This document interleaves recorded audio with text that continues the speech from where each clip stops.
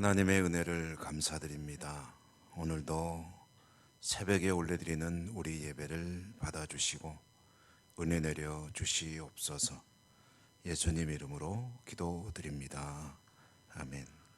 263장 찬송가 263장 통일 찬송가는 197장입니다.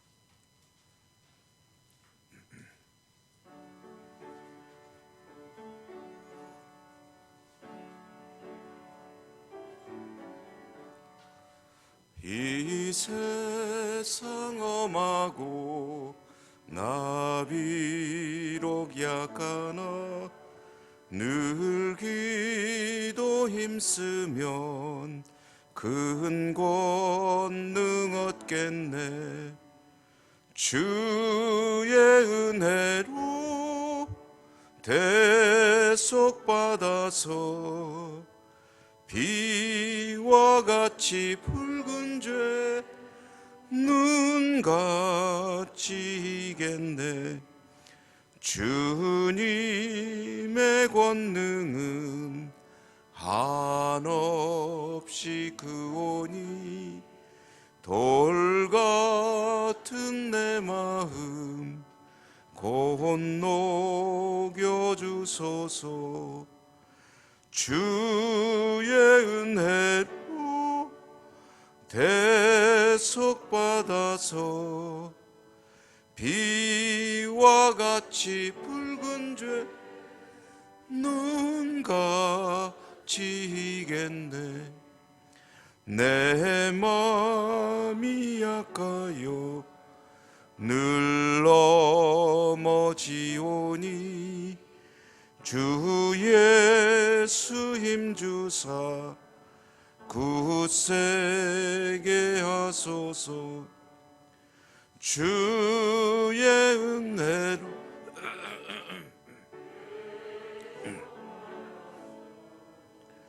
비와 같이 붉은 죄 눈같이 이겠네. 죄 사함 받은 후 새 사람 되어서 주 앞에 서는 날 늘 찬송하겠네. 주의 은혜로 대속받아서 비와 같이 붉은 죄 눈같이 이겠네. 아멘.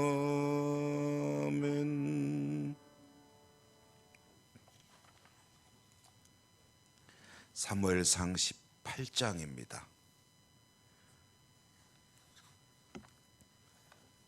사무엘상 18장 1절에서 오늘은 9절까지 읽겠습니다. 1절에서 9절까지. 다윗이 사울에게 말하기를 마침에 요나단의 마음이 다윗의 마음과 하나가 되어 요나단이 그를 자기 생명같이 사랑하니라. 그날의 사울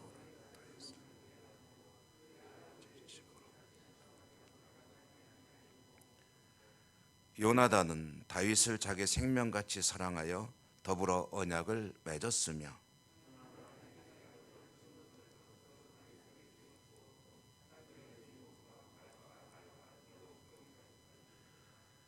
다윗은 사울이 보내는 곳마다 가서 지혜롭게 행하며 사울이 그를 군대의 장으로 삼았더니 온 백성이 합당히 여겼고 사울의 신하들도 합당히 여겼더라.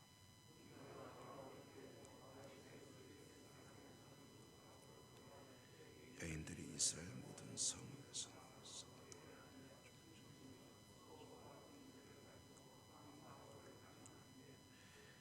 여인들이 뛰놀며 노래하여 이르되 사울이 죽인 자는 천천히요 다윗은 만만이로다 한지라.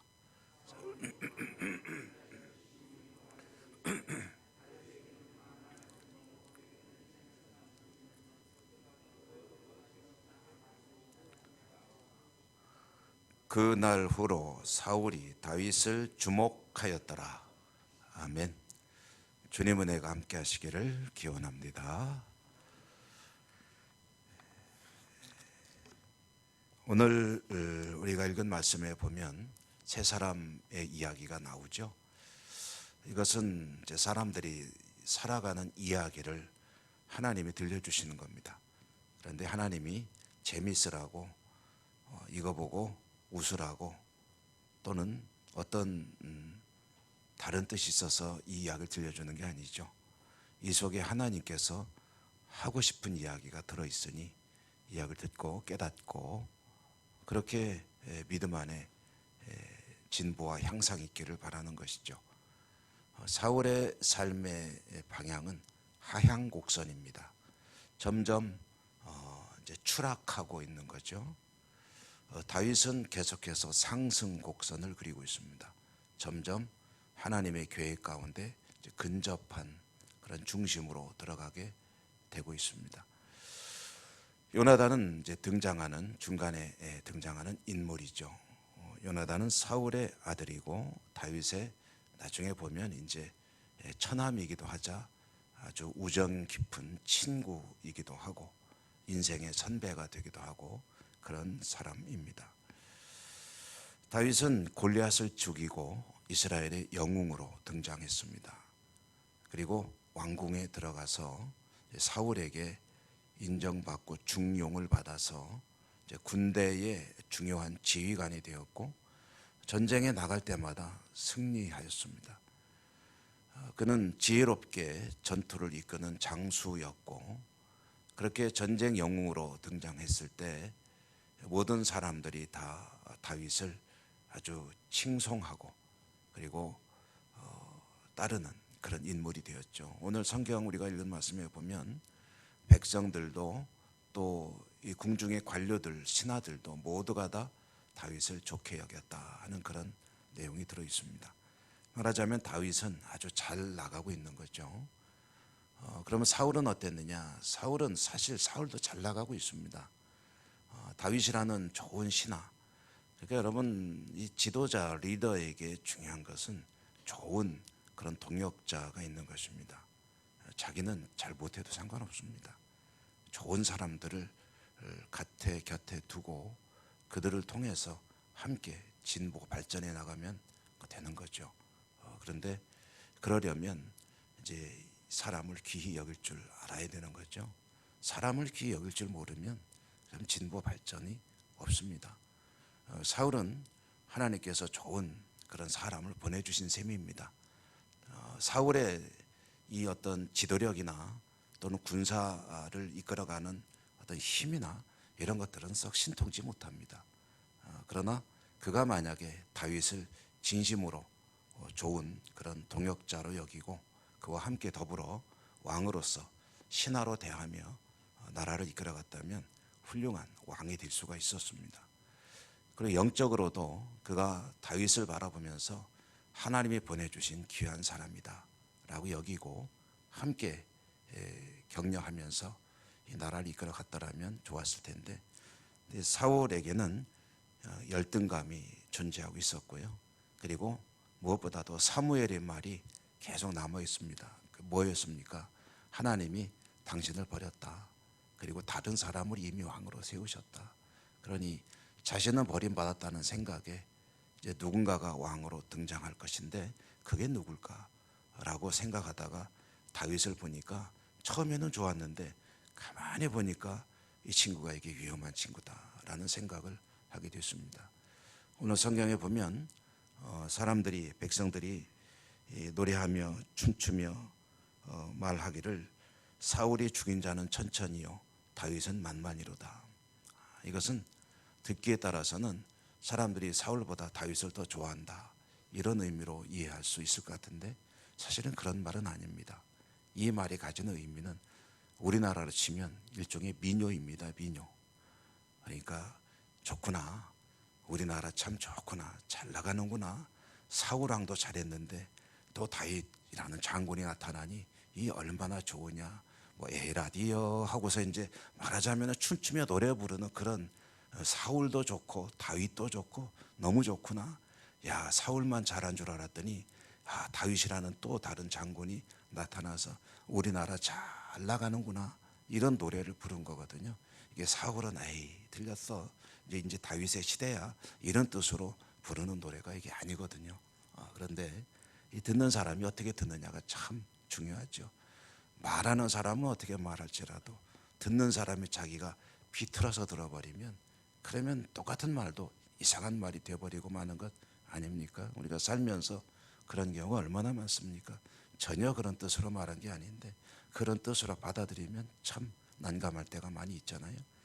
사울은 천천히요 다윗은 만만이로다. 참 우리나라 하나님이 축복하시는구나. 이렇게 좋은 지도자를 연이어 보내주시는구나 하면서 노래를 부를 때 사울은 그것을 듣고 아이고 훌륭한 신하가 생겼으니 좋다 하고서 잘 할 수 있었는데요. 그런데 이 다윗을 이제 사무엘이 말한 그 인물로 이제 추측하기 시작하고 그를 주목하였더라. 그를 주목하였더라. 이 주목은 악의에 찬 시선을 의미를 가지는 단어입니다. 그래서 이제 다윗을 시기하기 시작했더라. 그리고 이제 내일 새벽에 보게 되겠죠. 보면은 다윗을 죽이려는 이제 시도를 하게 되는 모습 볼 수가 있습니다. 요나단은 어떤 인물이냐면 요나단은 이제 사울이 만약에 왕에서 물러나게 되면 왕이 계승서열 1순위죠. 왕자로서 장남이니까. 그리고 훌륭한 또 역시 장수였습니다. 아마 백성들도 사울과 다윗과 같이 엮어서 이야기하지는 않았지만 요나단도 상당히 촉망받는 그런 인물이었을 것입니다. 그런데 요나단은 아버지에 대해서는 불만이 많았죠. 그래서 작전에 나가면서 아버지에게 이야기도 하지 않고 나갔습니다. 왜냐하면 아버지하고는 얘기해봐야 얘기가 통하지 않습니다. 왜냐하면 요나단은 믿음이 좋은 사람인데 이 나라는 하나님의 민족이고 믿음의 법칙으로 전쟁을 대해야 되는데 아버지는 그렇지 않기 때문에 자신은 나름대로 하나님을 의지하고 나가서 전쟁에서 큰 공을 세우기도 하곤 하죠. 오늘 성경에 보면 요나단이 다윗에 대해서 어떤 생각을 가지고 있었느냐 3, 4절에 보면 다윗을 자기 생명같이 사랑하여 언약을 맺었고 그리고 자기가 입었던 갑옷 겉옷을 벗어 다윗에게 주었고 자기 군복과 칼과 활과 띠도 그리하였더라. 이것이 가지는 상징적인 의미가 있습니다. 자기 옷을 벗어서 줬다는 게 무슨 뜻이겠습니까? 요나단은 믿음의 사람이고 믿음의 사람인 요나단이 볼 때 이 다윗이 자신보다 더 하나님께 택함 받은 그런 이스라엘의 지도자다. 군대 지도자 장관까지 왕자리까지 그랬던지는 잘 모르겠습니다. 그러나 군대의 총수는 내가 아니라 다윗이 되어야 된다 라는 그런 것을 의미하는 것. 자기가 가지고 있는 모든 권한 권능을 다윗에게 이양하는 것입니다. 당신이 군대를 이끌어 주시오. 이렇게 해서 다윗은 이제 요나단은 다윗에게 모든 것을 이제 양보하는 사람으로 등장하죠. 그런데 그 기저에는 뭐가 있냐면 하나님께서 그것을 원하신다라는 생각이 들어 있는 것이죠. 하나님이 원하실 때 하나님의 뜻을 따를 수 있는 사람 요나단 그리고 다윗과 사울의 부침 그 이야기를 들려주면서 하나님께서 더욱더 주목하시는 것은 다윗도 있지만 그러나 여기서 중요한 것은 사실은 사울입니다. 사울에게 사무엘을 통해서 말했지만 그 자리에서 당장 왕에서 쫓겨난 건 아니거든요. 상당한 기간 동안 계속 왕위에 있게 됩니다. 이 얘기는 무슨 얘기냐면 하나님 앞에 뭔가 좀 오류가 있고 과오가 있었지만 하나님이 그것 때문에 즉석에서 커트하시지는 않는다. 계속해서 둔다는 얘기는 그래도 계속 기회를 주신다는 이야기입니다. 사무엘을 통해 통보하셨는데 그 통보가 가지는 의미는 이제라도 돌이키라 라는 뜻이 들어있습니다. 이미 바꾸셨다 왕 바꾸셨다라고 했지만 당장 바꾼 거 아니잖아요. 그러면 돌아올 기회를 주는 겁니다. 이때 사울이 하나님 앞에 합당하게 행동했더라면 그러면 그렇게 비참한 최후를 맞이하지 않고 다윗의 도움을 받으면서 훌륭한 왕으로 역사에 남을 기회는 아직 있었다는 것입니다. 언제든지 하나님은 기회를 주십니다. 그리고 기다려 주십니다. 그리고 깨달음을 가질 수 있도록 역시 여러 가지로 깨우침을 주십니다. 우리에게는 하나님께 주시는 이 성경 말씀이 있죠. 말씀을 듣고 읽고 묵상할 때마다 그 속에 하나님의 음성을 찾아내고 그것을 통해서 나를 거기에 맞춰 나간다면 하나님 앞에 합당하게 살아가는 하나님의 사람으로 살 수가 있는 것이죠. 하나님은 정말 말씀 그대로 인자하시고 노하기를 더디하시고 그리고 기다려주시는 분이십니다. 언제까지 기다리느냐? 어쩌면 영원히 기다리는 것이 아닌가 모르겠어요. 끝까지 기다려주시는 하나님. 늘 하나님 앞에 하루라도 더 복되게 말씀에 합당하게 살아가는 것이 진정한 복인 줄로 믿습니다. 오늘도 여러분의 삶이 하나님 보시기에 좋으신 그런 즐거운 복된 하루가 되시기를 주님 이름으로 축복합니다. 은혜로우신 하나님 감사합니다. 계속해서 사울과 다윗의 이야기를 들려주시니 감사합니다. 다윗의 삶에 또 사울의 삶 속에 들어있는 하나님의 음성을 듣습니다.